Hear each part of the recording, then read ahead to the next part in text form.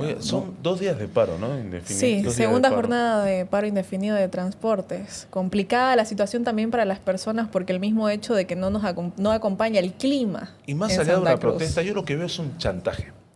Porque como el micro, bueno, te lo retiro, a ver qué haces vos, cuánto te va a costar moverte, obviamente te va a costar más. Y voy a decir, que vengan los micreros, le vamos a pagar, ¿no? Sí, Lo que que le tengas que pagamos pedir. el aumento que ellos quieren. Pero va más allá de eso, ¿no, Sí, Gustavo? sí.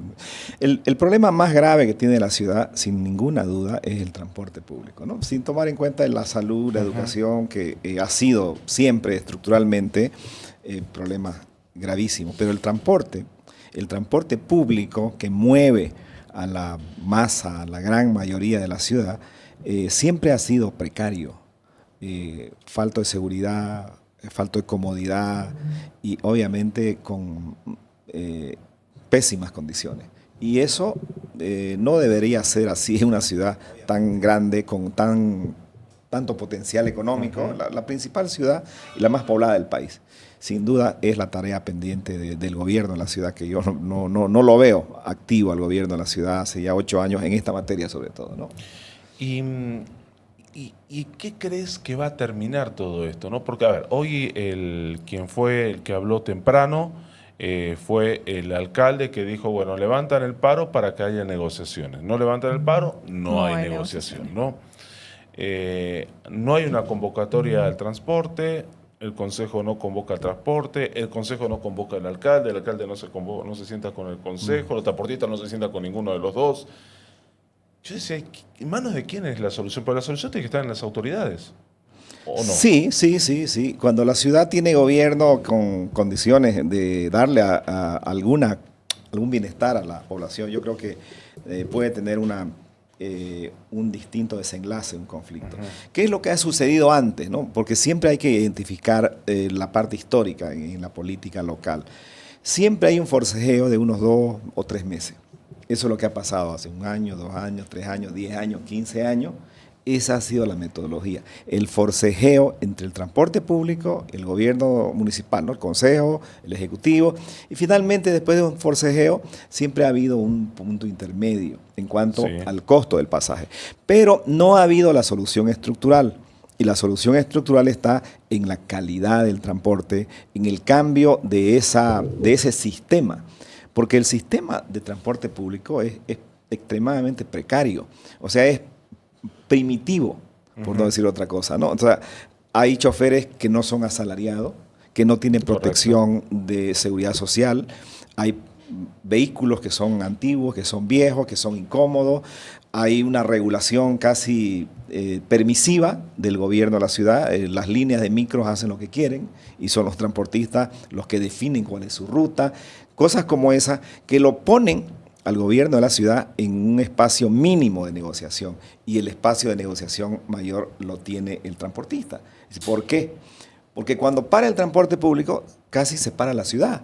Entonces, ¿y qué hace el municipio? ¿Cuál es su mecanismo? Amenazar con quitar la licencia. Entonces ahí viene el forcejeo. Pero nunca ha habido una resolución estructural. Han escrito que van a cambiar vehículos, que van a modernizar. Hace 13 años escribieron eso.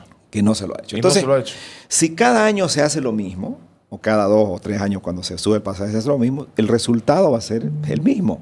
Entonces, ¿qué es lo que hay que hacer? Hay que darle a esta ciudad un sistema de transporte mucho más moderno, que tenga de verdad, que resuelva el tema, que no esté en manos de sindicatos, que al menos tenga una estabilidad laboral el conductor, que los vehículos sean cómodos, seguros.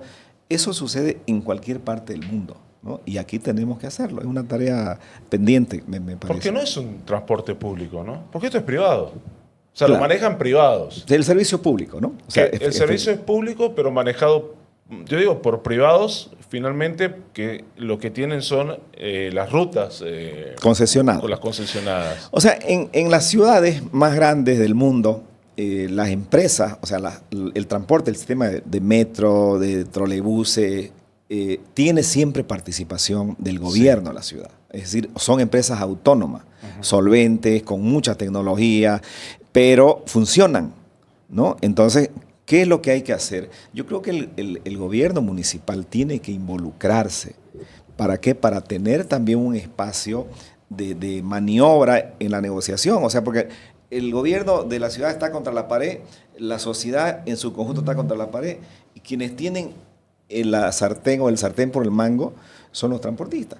Y no es que sean Pero eso es de siempre. malos tipos, o sea, no vamos a jugar aquí a acusar, No.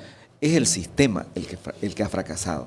Ellos tienen que entender que tiene que modernizarse porque póngale 8.000 micros, se calcula que hay. Los dueños de esos 8.000 micros pueden constituir una empresa, 2 o 3 empresas, y pueden optar por la concesión de la línea, pero modernizar, comprarse buses de 40 pasajeros con aire acondicionado, es decir, seguir con el negocio, pero prestar un servicio digno, un servicio cómodo. Y eso tiene que hacérselo desde el gobierno de la ciudad, desde el gobierno municipal. Y es lo que no se ha hecho, porque ha sido permisivo con estos micros de 20 pasajeros, transformados a diésel, que contaminan.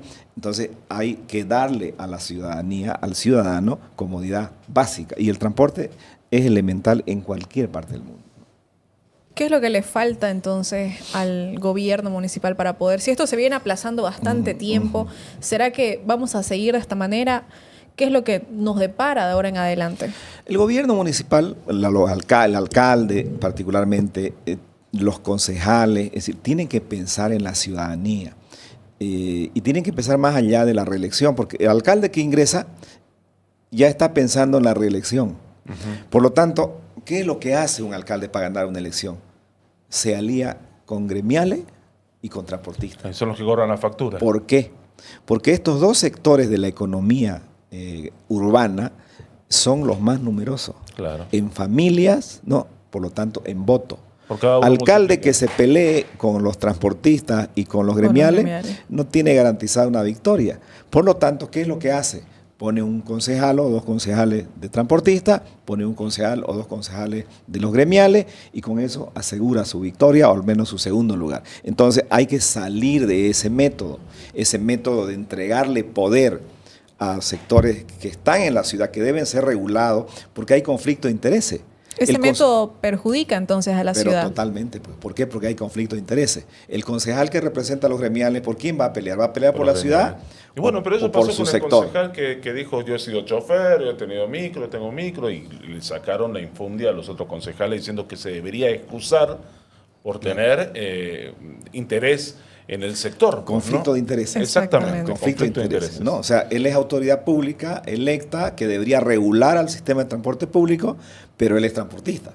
Por lo tanto, él no va a velar por el conjunto de la ciudadanía. Él va a velar por los intereses de su sector, de su grupo. Entonces, ahí está ya la dificultad, hay conflicto de intereses. Lo mismo sucede con los gremiales. Es decir, tiene que terminarse esa repartición de espacios de poder para los sectores urbanos. Porque estos sectores urbanos lo que hacen es básicamente cuidar sus intereses. Gremiales, cuidar sus intereses. Sus mercados que abren un lado a otro, que venden afuera, que no sé qué, los mañaneros, por acá, por allá. O sea, no va a haber solución al problema, gravísimo problema del transporte público y del comercio urbano informal, mientras los que gobiernan la ciudad estén, digamos, mandando o con poder en el espacio urbano. A ver, Alejandro CF dice, algunos micros se están desarmando y aún así suben el precio del pasaje. Claro, no cambian, son cajitas de fósforo con ruedas que andan de aquí para allá. Algunos han cambiado. ¿Alguno? En el primer anillo han hecho un esfuerzo, en el Segundo segundo anillo anillo también, no todos. Algún que otro micro nuevo me he encontrado yendo para los barrios, pero yo creo que hay una discriminación, porque los que están dentro del primer y segundo anillo están bien bonitos, lindos, pero los que tienen que viajar a un barrio, tiene que sufrir esos micros que se están destartalando. Te lo digo con conocimiento de causa porque uso micro. A mí no me van a decir que no conozco. Conozco. Está el chofer boleando, hecho pelota de laburar, que no es su culpa porque trabaja desde la madrugada hasta que lo encuentra a la medianoche. Hecho pelota de manejar. Tiene que ver el tránsito, tiene que ver la persona que sube, tiene que cobrar el pasaje, tiene que estar reportando, a veces los veo con los celulares acá metidos, reportando, sí, estoy por acá, pasa esto y que lo otro. Entonces, el sistema está mal. El sistema está mal, porque el que está en el volante, ¿de qué se tiene que ocupar? De manejar. Y que vos llegues a tu casa o a donde estás yendo a destino. Seguro. Seguro, Claro, exactamente. Claro. Pero, ¿cuál es mira, ¿por qué el micro para 5 veces en una cuadra? ¿No? a veces uno dice, pero, Altamente malas paradas. porque el chofer gana porcentaje Correcto. a destajo del número de pasajeros que lleva. O sea, mientras a menos pasajeros, menos ganancia. A más pasajeros, más ganancia. Entonces, el chofer se va a parar 10 veces en una cuadra. ¿Por qué? Porque ahí está su ingreso. ¿Cómo resolves esto? Asalariando al chofer. Dándole un sueldo seguro y beneficios sociales. Seguros. Y seguro social, médico. Y por lo tanto, el chofer se va a encargar de conducir el vehículo, que debería estar en mejores condiciones, y no va a parar en cada cuadra. Va a parar en su parada, que es lo que corresponde. En cualquier parte del mundo, una ciudad medianamente organizada, el chofer está conduciendo y el pasajero sube, o ya tiene la tarjeta prepagada, o paga en un monedero, o paga al chofer, digamos, al ingresar, ¿no? Por la puerta de ingreso, por la puerta de adelante, junto. O sea, eso pasa en la mayoría de las ciudades, ¿no? Sí. Y ya con eso se evita. Pero ni eso quiere modernizar. Nada. Yo planteaba en mi locura, digo, porque esto es de propuestas. Te dicen, mucho crítica. ¿Y qué propones? Bueno, a mí se me ocurre transporte gratuito. ¿En qué sentido? Agarrar radiales, agarrar avenidas, rectas, nada más. No me voy a meter con la entrada a los barrios, nada de eso. Que pongan los buses desde donde comienza Santa Cruz, por ejemplo al norte, donde dice bienvenido a Santa Cruz. Bueno, de ahí que salgan. Recto hasta el segundo anillo, porque hasta el primero no entrarían, porque tendrían que ser buses un poquito más de envergadura más grande, idas y vueltas. Eso subvencionado por el gobierno municipal. Comprado, micro por el gobierno municipal, mantenido por el gobierno municipal, con choferes asalariados, pagados, con seguro del gobierno municipal, que solo se ocupen en llevarte. El Pumacatari en la ciudad de La Paz cobra, está bien, no es gratuito, o si quieren cobrar, no importa, la cuestión es que den un buen servicio. El Pumacatari te da un buen servicio, está el chofer, te dice buenos días, ¿cómo le va? Una sonrisa, bien, han casado el transporte con el buen comportamiento, con las buenas relaciones, han podido relacionar ese sistema, y hoy tenemos un transporte, más allá del despelote de los minibuses que tiene La Paz y todo eso, pero es una opción de transporte viable y buena. Tienen el teleférico, que es una opción que también es barata, económica, economizado. Cuando hay paro les vale, la gente toma teleférico. Pero acá en Santa Cruz no avanzamos. Ha costado 1.000 milloncitos el teleférico, no hay que perder la vista. Bueno, sí, ha costado 1.000 millones. Pero, esa es la pequeña diferencia. Sí, no, claro. Pero bueno, sí, hay opciones. Es maravilloso el transporte en La Paz, de verdad. Ha avanzado. Pero y es lamentable que Santa Cruz, el departamento de mayor desarrollo en Bolivia, tenga este tipo de problemas. Sí, me parece que en este siglo, yo creo que la ciudad debe tener un sistema de transporte moderno. O sea, es inconcebible. Así, inconcebible que Santa Cruz de la Sierra esté con los toritos, con las motos, con los trufis, con los taxis, con los micros. Eso, ¿no? O sea, ¿cuántas motos, cuántos miles de motos hay ahora que prestan servicio, por ejemplo? Antes no había. No. Eso incrementa la inseguridad, hay heridos, hay muertos en accidentes, esos otros vehículos de 3 ruedas. Vehículos de 2 ruedas, de 3 ruedas en transporte público, eso en la India creo que hay, ¿no? O en Tailandia he visto también. Pero aquí deberíamos tener un sistema de transporte al menos razonable, con buses de 40 pasajeros. O sea, eso, 8.000 buses o micros de 21 pasajeros. Ya, en vez de esos 8.000 a diésel, que hayan 4.000 o 2.000, no sé, que tengan combustible menos contaminante y que tengan condiciones de comodidad y de seguridad. No, pero te decía, porque todo termina violando la norma. A la moto vos no podés andar si no tenés casco. Norma, está en el Código de Tránsito. Pero resulta que transportan sin casco. Se chocan, anda, te partís la cabeza, ¿quién va a venir a pagarte lo que tenés tú? Porque encima la seguridad social a corto plazo no te cubre un accidente de tránsito. Vos tenés que pagar. Las personas que van hoy en las camionetas esas colgadas, porque no hay transporte público, se están exponiendo también. Sí. Y también el Código de Tránsito lo prohíbe, no podés llevar gente de esa forma. Pero la norma también se viola, ¿no? Y hoy, y vos me corregís, Gustavo, ahí, creo que se está violando un derecho constitucional también a la locomoción, ¿no? Que las personas puedan moverse tranquilamente para llegar a su fuente de trabajo, que por eso lo aprendieron al del transporte pesado también la otra vez, ¿no? Así es. Porque la actividad económica en la ciudad prácticamente se paraliza. porque los trabajadores no llegan a sus lugares de trabajo. Hay muchas empresas que ahora están trabajando, o no están trabajando, o lo están haciendo horario continuo. Por lo tanto, la productividad disminuye, la generación de riqueza disminuye, la gente, los que viven del día a día, los cuentas propias, no ganan dinero. Entonces, el impacto social, el impacto económico de un paro de transporte es considerable. Y eso, sin duda, hay que verlo también. No solo es la comodidad. No es un tema solo de comodidad que es dramático, porque la gente tiene que subirse a camiones. O sea, no puede soportar la gente estas condiciones en las que estamos. Debería, ¿no?, de alguna manera, el gobierno de esta ciudad definir qué es lo que se va a hacer y cómo se va a transformar, porque están acostumbrados a firmar convenio, se va a firmar seguro mañana o más tarde o pasado mañana, se resuelve el conflicto del paro tal, harán estudio de costos y a partir de tal, no sé, pues fin de mes o principio del próximo año, veremos el incremento de la tarifa. Así va a terminar esto. Pero no va a haber un principio, un inicio de modificación o transformación estructural. Lo van a patear el problema más para adelante. Estamos hablando de una solución por encima, digamos, es como colocar una curita, ¿no?, y más adelante. Transitoria. Yo creo que han habido, todas las anteriores han sido transitorias, seguimos en la transitoriedad, vivimos en el interinato, en la transitoriedad, pero no hay una solución estructural. Creo que debe haberla, ¿no? Y las próximas elecciones, que están de aquí un año y un poco más, debe ser uno de los temas centrales. Ahora vamos a hablar de elecciones. Y creo que lo malo de este país es que todo el mundo piensa en elecciones todo el tiempo. A ver, Marcelo Esteban dice, la línea 36 y 14 sí cambiaron los micros y algunos tienen aire. Felipe Flores dice, me encantan los micros que tienen aire, pero cuando se llenan, eso sí es lo peor.